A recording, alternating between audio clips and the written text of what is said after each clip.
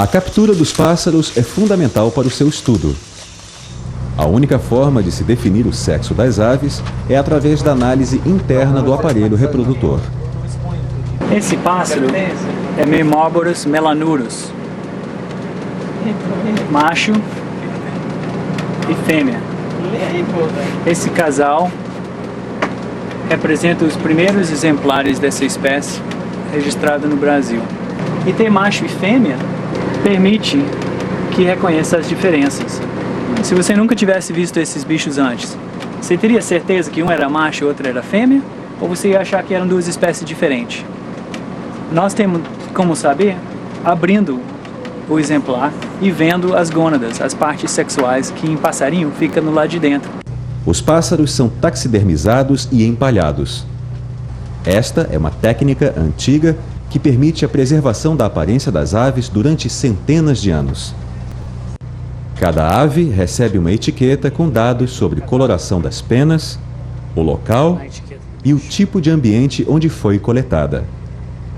Os dados sobre as espécies e o número de pássaros observados no dia vão para o banco de dados. As aves taxidermizadas irão para a coleção do INPA, coordenada pelo ornitólogo Mário, que está organizando também um arquivo complementar com o canto e a foto das aves.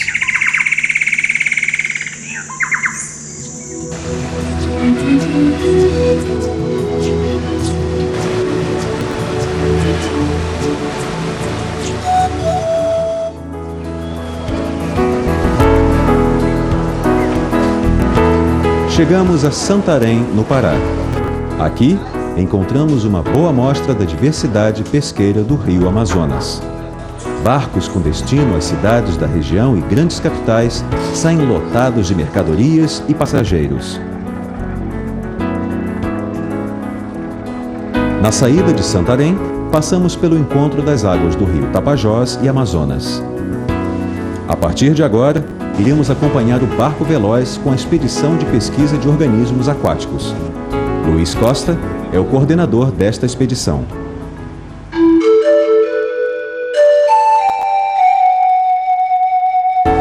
Patrícia e Maurício formam a equipe de pesquisadores que estuda os elasmobrânquios, peixes cartilaginosos que incluem as arraias, o espadarte, que é uma espécie de arraia que está em extinção, e os tubarões, que apesar de viverem no mar, são ocasionalmente pescados no rio Amazonas.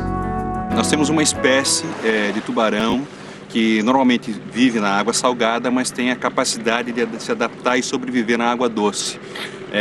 O nome científico é Carcarhinus leucas e ele já foi capturado em regiões próximas a Iquitos, no Peru, portanto quase 2.000 quilômetros acima de Manaus. Muitas arraias têm hábitos alimentares noturnos, vivem no fundo de rios e lagos. Neste estudo, para coletar as espécies, os pesquisadores usam o espinhel. É uma linha de nylon com 20 ou 25 anzóis. A isca é peixe, um dos alimentos prediletos das arraias. Nós trabalhamos com 4 linhas, um total de 90 anzóis. A gente tem 4 pontos diferentes para a colocação desses espinhéis, sempre seguindo o que é o conhecimento da comunidade, ou seja, eles mesmos sabem onde tem maior tendência a ter arraia. Enquanto esperam para monitorar os espinhéis, os pesquisadores aproveitam para capturar iscas. Ao contrário dessa pesca, há dias em que a captura de arraias é mais demorada, talvez por causa da lua cheia, da grande quantidade de piranhas e de outros peixes que não deixam a isca no anzol por muito tempo. Somente no outro dia eles conseguem capturar 2 arraias. A identificação das arraias às vezes é difícil. Dentro de uma mesma espécie pode haver o policromatismo, ou seja, arraias com padrões de cores diferentes. A gente, essa noite, capturou uma espécie que tem um padrão de coloração muito distinto das outras e que aparentemente é uma espécie não descrita. Os espécimes são medidos, pesados, fotografados e identificados. Para estudos posteriores, é feita a coleta de alguns órgãos, como o estômago, para análise da dieta alimentar. Os espécimes coletados são fixados em formol e colocados nos tonéis para serem levados ao Museu Emílio Gueldi, onde está a maior coleção de arraias de água doce do mundo. Pronto. Patrícia visita as comunidades e entrevista os ribeirinhos para obter relatos de pesca de tubarões e dos espadartes. Opa, obrigada. Os pescadores, muitas vezes, guardam as serras que servem como um registro da pesca desse peixe na região. A expedição de campo permite estudar a relação dos organismos com o ambiente, como é o caso dessa raia capturada que apresenta parasitas externos. A expedição também tem possibilitado a descoberta de novas espécies. Durante esse estudo foram coletados 73 raias até o momento, pertencentes a aproximadamente 6 espécies, sendo que dentre essas existem espécies novas e um gênero novo.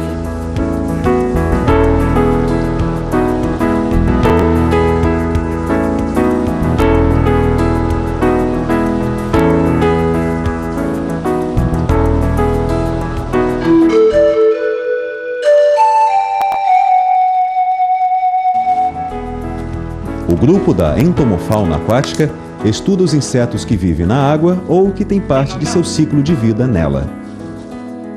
Nelson, com uma peneira, coleta os insetos associados à vegetação dentro d'água, como larvas de libélulas, baratas d'água e besouros. Paulo cuida das libélulas, que são boas indicadoras da qualidade ambiental. Os dados de distribuição desses organismos também são importantes na escolha das áreas para a conservação da várzea. O gênero é taurífera. É comum da várzea? Essa é uma pergunta que eu espero responder com o final desses dados. O aguapé foi escolhido como padrão de coleta.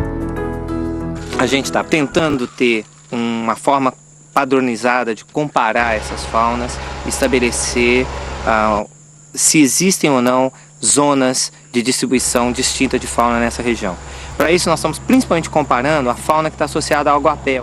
Outro método de coleta é a armadilha luminosa. No final da tarde, as armadilhas são deixadas à beira de lagos e rios e também no alto do barco da pesquisa. Pela manhã, é só retirar os insetos do coletor. O material será condicionado e posteriormente analisado no laboratório da Universidade Federal do Rio de Janeiro, onde o pesquisador Jorge Nessemian, coordenador da pesquisa, é professor. Esse material vai servir primeiro para o objetivo principal do projeto, que é para comparar as áreas na várzea com relação à fauna, e vai servir para vários outros estudos que vão sair a partir desse material, né?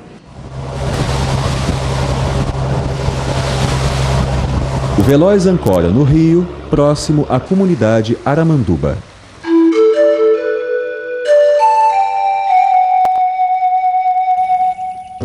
A equipe de pesquisa segue o guia até uma área alagada. Aqui, as macrófitas, ou plantas aquáticas, são encontradas em maior quantidade.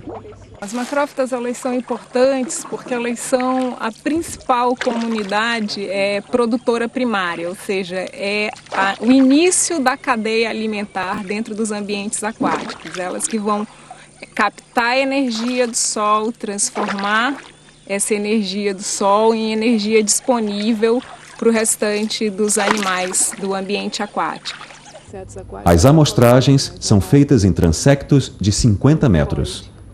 Nessa linha de 50 metros, a cada 10 metros a gente coleta 1 metro quadrado. Auristela identifica os espécimes, fotografa alguns em seu ambiente natural e anota os dados ambientais. Este procedimento é repetido 20 vezes em cada local de coleta. Durante essa viagem a gente registrou já a ocorrência de 2 espécies de utriculária. Isso aqui são chamados utrículos, que tem nas raízes, são como umas armadilhas que servem para captura de inseto. Dentro do utrículo ela tem enzimas digestivas que digerem as presas. Os espécimes de difícil identificação serão levados para estudo junto à literatura. As plantas, por sua vez, são prensadas dentro de um jornal e acondicionadas na estufa para serem identificadas posteriormente por especialistas. Introduzidos pelo projeto Jari, os búfalos ocupam esta região há muito tempo. Esses animais exóticos alimentam-se de plantas e pisoteiam a relva, modificando a fauna e flora do ambiente original. Depois da saída dos portugueses, quem trouxe eles para cá foi a a Jari, que era a antiga São Raimundo. E depois que eles chegaram aqui, aí o povo todo começou a comprar. E agora hoje tem uma cerca de, só nessa região aqui, para mais de 1000 criadores de búfalo.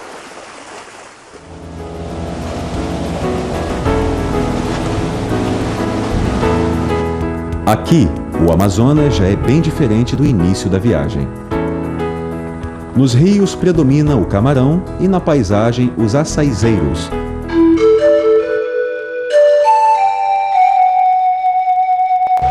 O pesquisador Jansen observa o rio, tentando escolher um bom lugar para a amostragem de peixes. Esta será a última parada para a coleta. Calcula-se que na várzea amazônica existam mais de 3.000 espécies de peixes, das quais cerca de 100 são de interesse comercial. Já se sabe a área de ocorrência da maioria dessas espécies comerciais, mas para criar novas unidades de conservação, é preciso observar também as espécies menores. É atrás desses pequenos peixes que a equipe da Ictiofauna vai. Uma das técnicas de amostragem é a coleta de capim. Com uma rede, os pesquisadores capturam a fauna de peixes que vive sob as plantas. Aqui são registrados o pH, oxigênio dissolvido, condutividade, salinidade da água e a localização. Jansen observa que, apesar da proximidade do mar, a salinidade ainda é baixa, mas já se percebe a presença de peixes de ambiente marinho. Esse já é um peixe de origem marinha, típico de estuário e que começa a aparecer agora já, dando sinal de que a gente está sob influência do oceano já. Outras metodologias utilizadas são rede de espera, colocada em meio à vegetação da margem. Arrasto de praia, para verificar que espécies vivem nesse ambiente. O último método é a coleta no igarapé. Pode ser que nesses pequenos rios de água com características diferentes se encontre uma fauna distinta. Em toda a expedição foram coletados cerca de 11.000 exemplares de diversas espécies, como o tralhoto, peixe que enxerga tanto dentro quanto fora d'água. E o candiru, um pequeno peixe que se introduz em outros e se alimenta de seu sangue. A chance de coletar espécies novas é muito grande, porque nós estamos andando em locais pouco coletados para estudos científicos. Então, algumas espécies de piaba, de lambarizinhos, certamente são novas para a ciência e nós pretendemos descrevê-las com o auxílio de alguns colegas especialistas.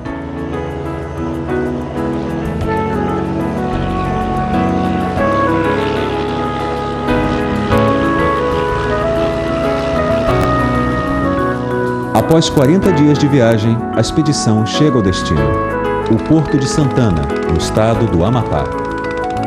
Mas o trabalho continua do outro lado do rio Amazonas, no Museu Emílio Gueldi.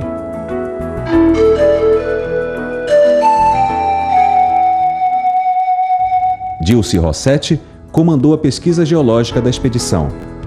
Ela coletou amostras de sedimentos nos afloramentos naturais nos barrancos do rio. O objetivo deste procedimento é reconstituir o ambiente de formação destes materiais durante o período geológico e, assim, analisar suas influências no desenvolvimento das espécies. A gente coletou esse material, desde através de toda a calha, acompanhando as zonas de amostragem que foi estabelecida no projeto. E a gente vai fazer estudo de proveniência com esse material para saber a origem dos sedimentos, se é proveniente dos Andes, se proveniente da região dos escudos. O sedimento coletado passa por diversos processos de separação dos minerais pesados antes de ser examinado no microscópio eletrônico. A idade do sedimento também é verificada. A datação de carbono 14, tá? A gente manda para fora esse tipo de análise. É uma datação radiométrica, e ele vai dar o tempo exato, de ocorrência daquele material orgânico dentro do sedimento. O resultado do estudo será a composição de um mapa geológico detalhado, que irá contribuir na identificação das áreas de distribuição das espécies da várzea.